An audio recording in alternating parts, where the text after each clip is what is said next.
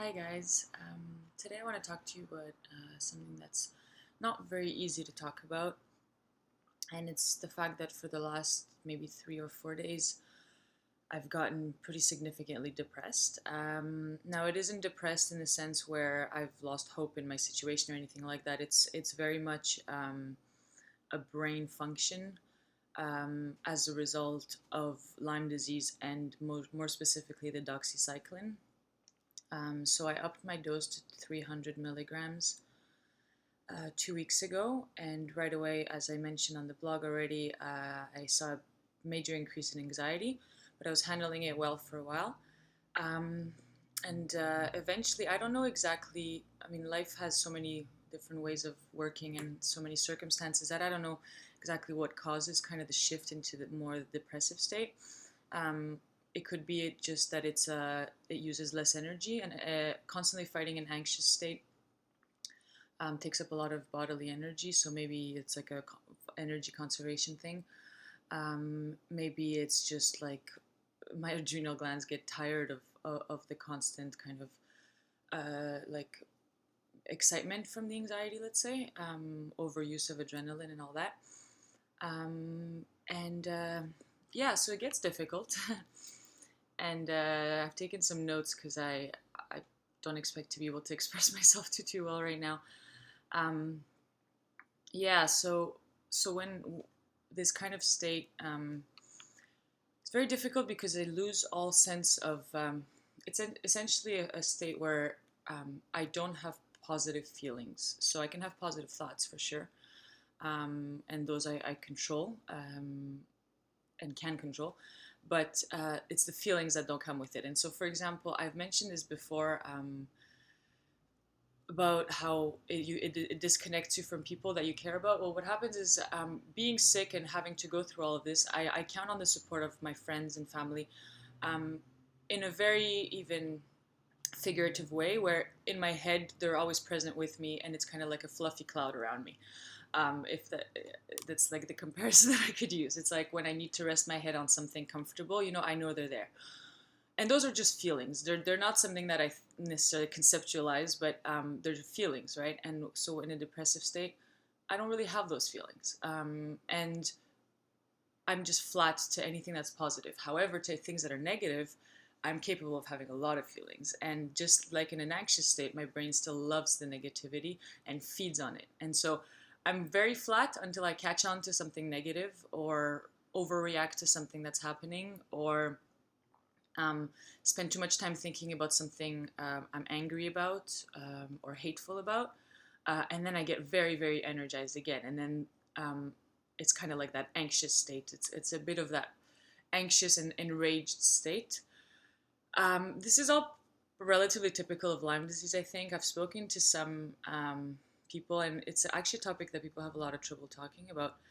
And I do as well, but I think it's important to talk about um, because it really is a struggle, and we think of mental illness as it's such a mental illness. I find it's such a confusing concept because, as I told you at the beginning, I'm not depressed because I feel hopeless. I'm depressed because of the pills, right? That's a very difficult thing to understand and to explain. And so I'm lucky because I actually have Jan, who follows me or who sees me a lot and who's very understanding of these things. And we have so much practice together at understanding this that he tells me, he's like, this is clearly the doxy. Like, this is not, I've seen the progression, I see what's going on, I know you, etc.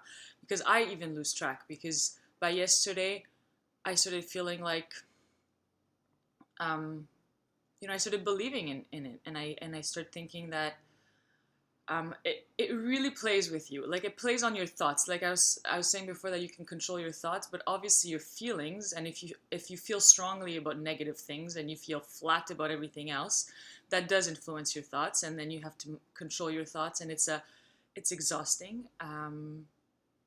It's it's quite torturous, I would say, and I don't use that word lightly.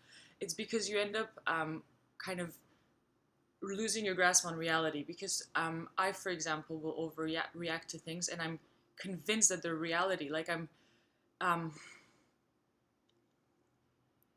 oftentimes it happens that Jan will say something, um, and I will assume that he's against me, and I will assume that what he's saying is against me, that he doesn't believe me, or that he doesn't do things that are like not real. I know for a fact that they're not real, but these days it's difficult because I get that idea in my head and I say, that's what it is, and it's usually a negative thing that's happening that I assume is happening, and I just run with it, and then all of a sudden I need to stop, breathe, relax, take control again. So it's a lot of that, and that's exhausting, and you end up crying because it's just depressing. It's depressing to feel that way, and so it just feeds on itself. Um, so it's a tough thing to go through.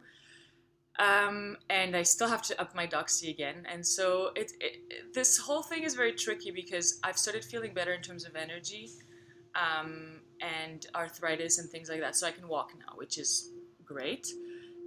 And so because of that, I started upping my Doxy. And so it's like the moment something gets better, you do something to feel worse. And I'm not done with that yet. I just finished the last 2 weeks of Flagyl, so I'm off of that for 2 weeks, which is amazing because it's been causing me severe digestive issues and nausea and headaches beyond belief. And so, yeah, so that's good, but I still have to up the Doxy. And one thing that I've been finding to be particularly difficult is the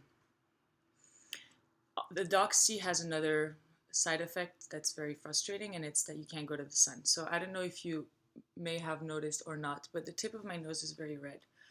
And this is because of the Doxy. I avoid the sun a lot, but my nose is like, I guess this part, and it's like shaped a bit like that. So it's just always tapping there. And so if anything's going to get burned, it's that. The thing is that in a state like I am, being sick and all that, there's very few distractions that you get. Like I can't go for a run. I can't go for a drink with my friends. There's all these kinds of things. And those things I've accepted right now that they're part of my healing process. And, I accept that. However, if there's one thing that helps me when I'm like in this really just depressive state and I just kind of don't know where to look because my thoughts are all corrupted and poisoned and, I just want to kind of relax, it's lying in the sun. It's getting some sun in. The heat, the rays, it just energizes me in a positive way, in the kind of way that I can't really get anywhere else. And so I'm kind of feeling trapped like a prisoner because I can't go in the sun, and I really can't because the sensitivity's gotten worse since I upped to 300. Upping to 400 will make that only worse. And I feel it when I go into the sun. Within seconds, I feel like I'm this crisping chicken. It's very, very uncomfortable and unpleasant. And so, yeah, that's been actually surprisingly a big problem, the sun issue. I didn't think that my skin would get so sensitive. I thought, well, some people are more sensitive. I'm not so bad, and I usually tan well, so it should be fine. And so I'll have to find a way to just look at the sun from the inside and hope for the best.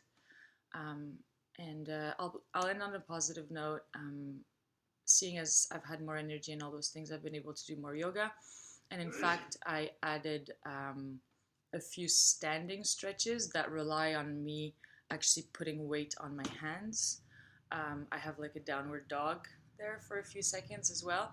And that's huge. That's like a really, really big step. Because when I started treatment and was still doing yoga, I was like essentially just dragging my legs and my feet across the mat and trying to move without, too much pain, and felt about, 98 years old. So that's really positive.